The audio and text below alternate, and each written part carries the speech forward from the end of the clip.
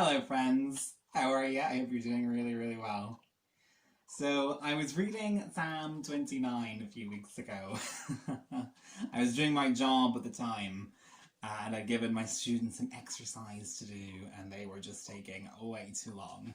So I whipped open the Bible, and I said, God, show me something good. So in Psalm 29, David is writing about a storm that he sees outside the window. He sees lightning, he hears thunder, the waves are crashing and going mental.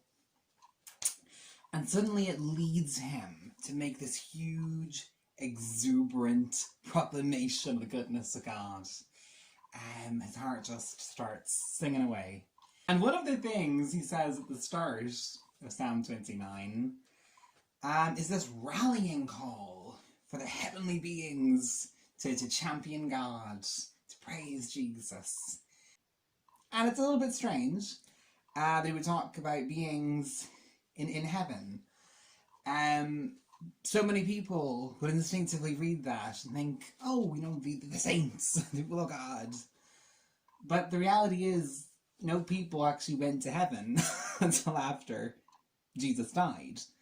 It was only after the cross when Jesus went down into Sheol. Sheol was that a two-layered place of the dead in the Old Testament.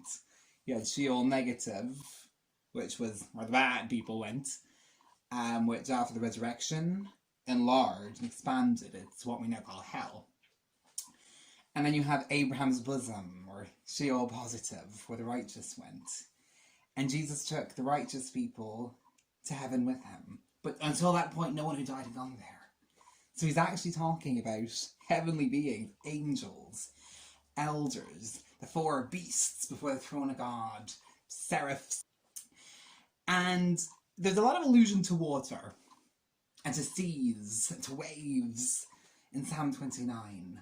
And that got me thinking, is there water in heaven?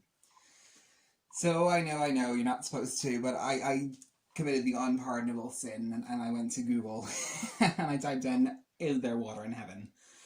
It is actually a much more contested issue than I could ever have imagined. And most of the websites said absolutely not. They were 100% opposed to the notion that there might be liquid in such a purportedly metaphysical place as heaven. So many believers think it's so spiritual that nothing there is tangible, nothing solid. This didn't sit right with me. So I just said, okay, God, show me something good.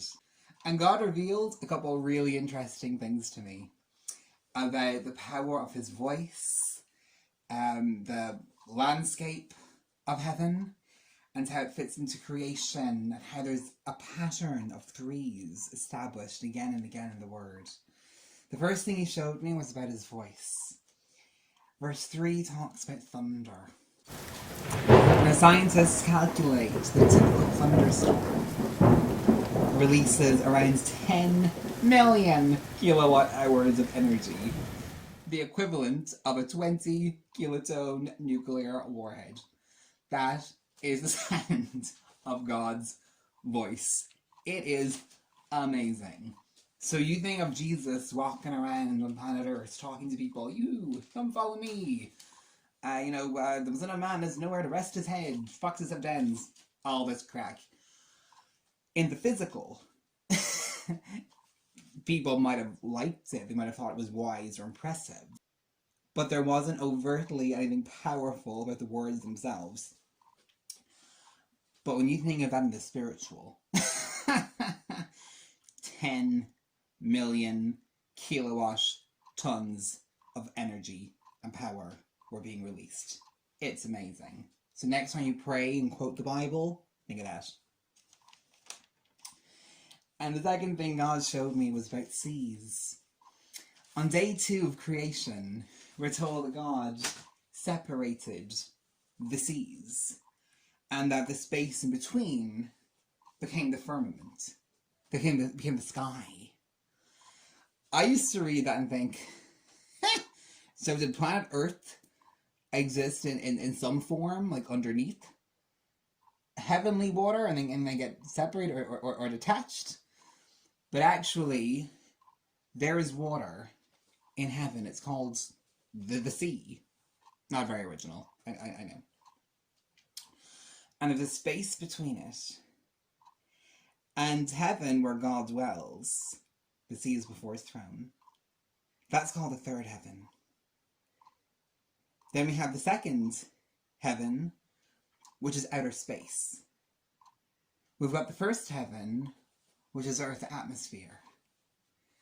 And that's when it talks about the separating of the seas. We've got the sea on planet Earth, and it's separated from the sea, which is in heaven. So essentially, the sea in heaven separates eternity from time. It's amazing. And the waters above the firmament, the sea, the capital S, is called the Sea of Crystal Glass in Revelation 4:6.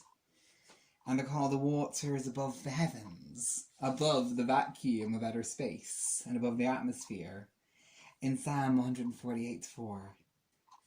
Other references to the sea in heaven are Ezekiel 1:22, Exodus 24:10, Revelation 15:2. And one of my favourite Psalms is Psalm 18. I love verse 9. David is in absolute distress on many occasions. And it talks about Jesus hopping on a cherubim, this four-headed creature in heaven, and entering time to rescue him.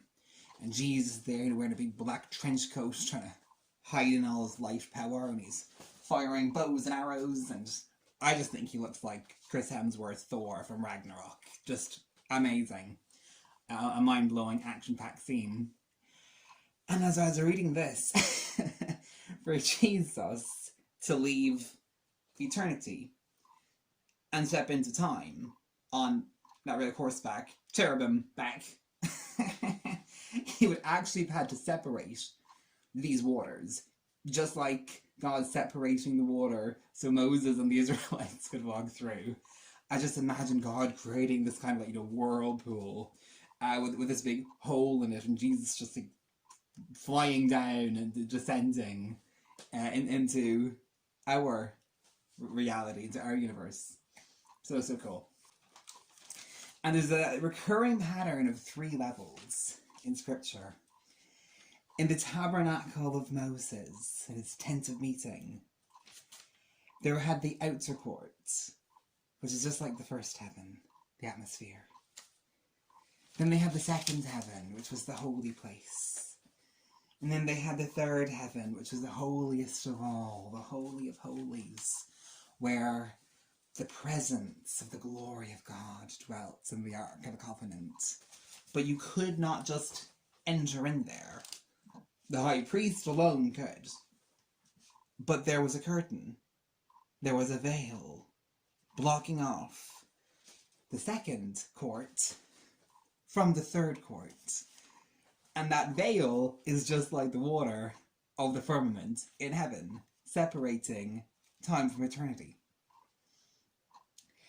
And also in Solomon's temple, it was a similar layout of an outer court, an inner court, and the innermost court, the Holy of Holies. And water really comes into this and plays a very powerful role. Because before the high priest, Aaron and then his descendants, could enter into the place where the ark was, separated by the veil, or the curtain, or the sea, he had to ceremonially bathe.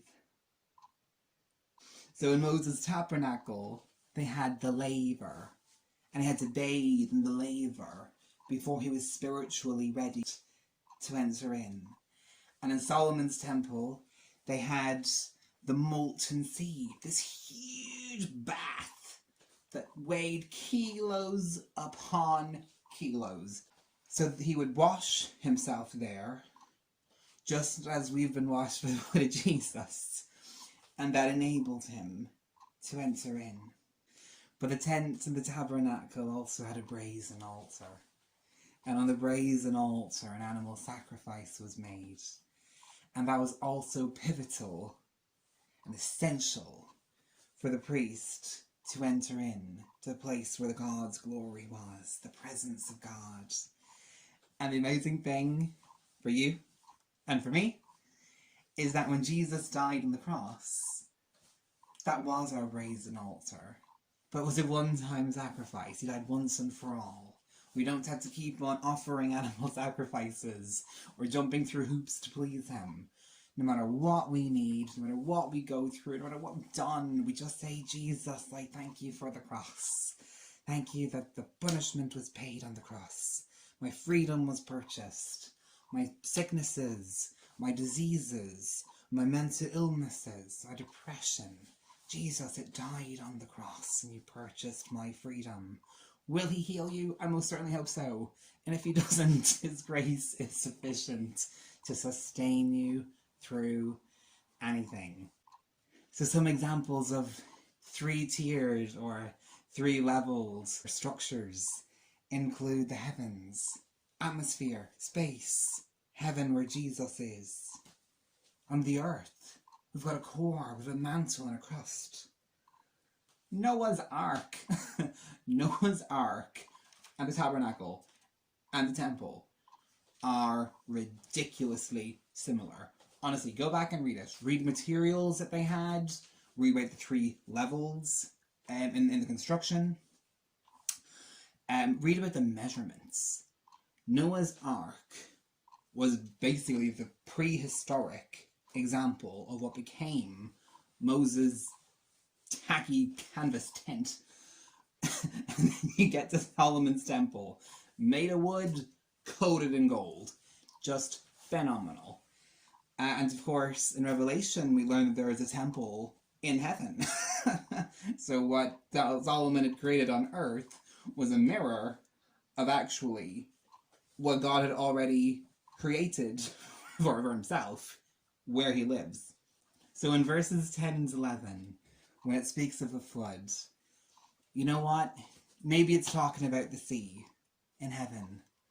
Maybe it's David retroactively looking back at the flood that covered the world for a year, back in the days of Noah. Maybe it's David talking about a natural disaster that he experienced during his lifetime.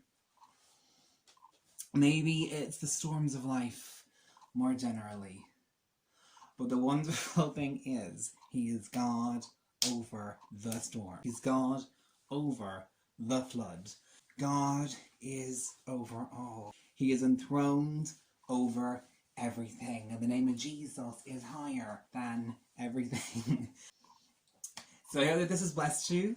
I hope that next time you're reading Psalm 29, God will just reveal something to you about the flood and the sea in heaven and the power of thunder and the power of his voice. And whether he speaks to you today through this video or through posts you see on social media, through a teaching, through the word, through his audible voice, through a picture, through a vision or a dream, remember that his voice has the power of 10 million kilowatt tons. Minimum. And because God is over thunder, because he created thunder, his voice is even more powerful. So it's a privilege to have God talk to you. So discipline yourselves to hear from him. Put yourselves in situations where he can speak and you can hear clearly. And when he speaks, appropriate what he says, because his word is power. God bless you. Have the best rest of the day. I'll see you soon. And remember, even dead, he's the hero. Thank you for watching this video. I really, really do appreciate it. And please like it, share it, subscribe to the channel. Every time you do, Jesus miraculously saves a member of your family. Just kidding, not really. But do it anyway. And stay tuned for more happy, wholesome, and wise content in the future. God bless you.